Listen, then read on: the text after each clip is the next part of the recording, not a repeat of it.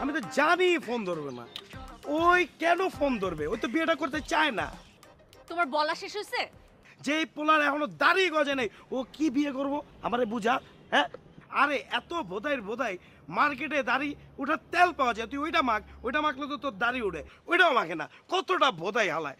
ও করবো বিয়ে, আমি তো জানি সে বিয়ে করবে না, আসবে না। আচ্ছা, তো একটা ঝামেলার মধ্যেও থাকতে পারে, ঠিক না? কিসের ঝামেলা?